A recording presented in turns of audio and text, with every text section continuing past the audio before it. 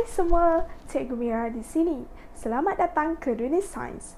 Untuk hari ini, Cikgu akan kongsikan mengenai topik yang dipanggil Biodiversity, di mana topik ini adalah topik pertama tingkatan 2 dan Cikgu akan fokus kepada kepentingan biodiversity dan pengurusan biodiversity yang berkesan.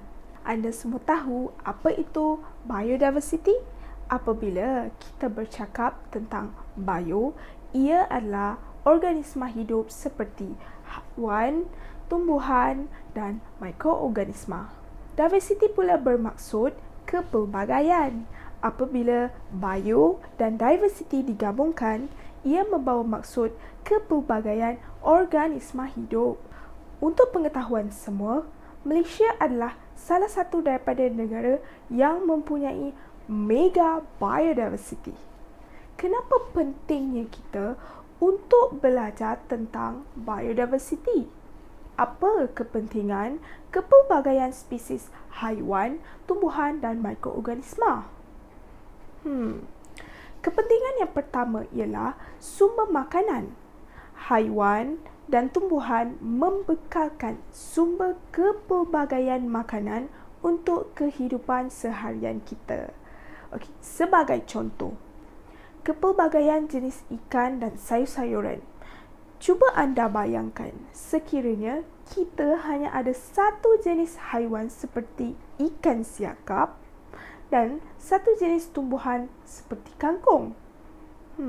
Sebagai manusia, kita pasti akan bosan dengan kehidupan sebegitu setiap hari.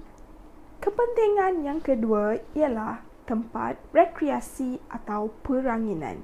Kebanyakan tempat rekreasi atau peranginan adalah biodiversity yang menarik. Contohnya, aktiviti mendaki bukit, berkemah di air terjun, memancing dan banyak lagi.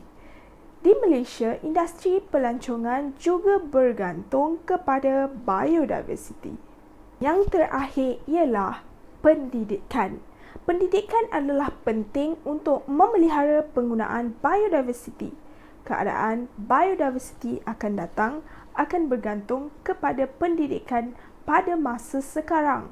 Kekurangan pengetahuan tentang biodiversity membawa kepada impak yang buruk kepada kesihatan manusia dan semua hidupan di atas bumi.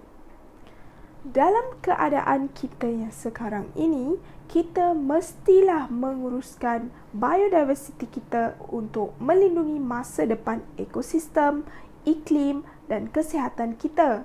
Salah satu kaedah untuk menguruskan biodiversity adalah dengan mengharamkan pembunuhan haiwan dan tumbuhan endemik dan terancam. Cikgu, apakah spesies endemik ini?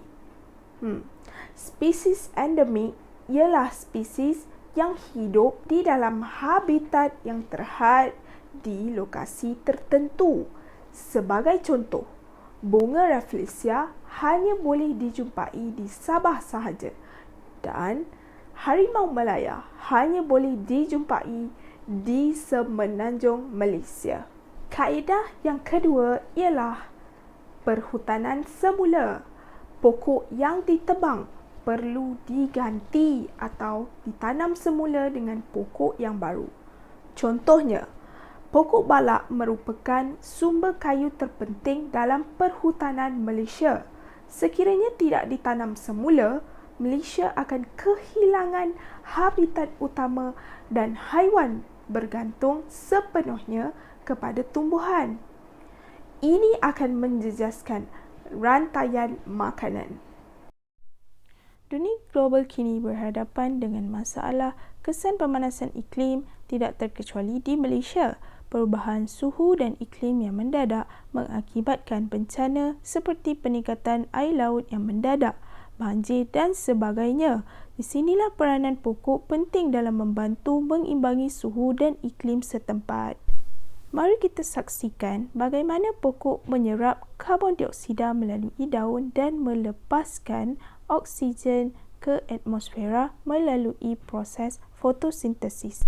Fotosintesis berlaku apabila cahaya dan karbon dioksida menyerap ke dalam daun dan air diserap melalui akar dan diangkut ke dalam batang dan daun. Penggabungan antara molekul di dalam daun akan membentuk glukosa, seterusnya akan melepaskan oksigen ke udara. Oleh itu, kita perlu melakukan perhutanan semula kerana pokok dan tumbuhan penting untuk membekalkan oksigen kepada hidupan lain. Cikgu harap kita boleh bekerjasama untuk melindungi dan memelihara biodiversiti bersama-sama. Sebagai kesimpulan, terdapat 3 kepentingan biodiversiti dan 2 cara untuk menguruskan biodiversiti untuk memelihara ekosistem, iklim dan kesihatan kita. Cikgu harap perkongsian cikgu ini membantu anda memahami topik ini dengan lebih baik. Terima kasih semua kerana menonton. Jumpa lagi. Bye.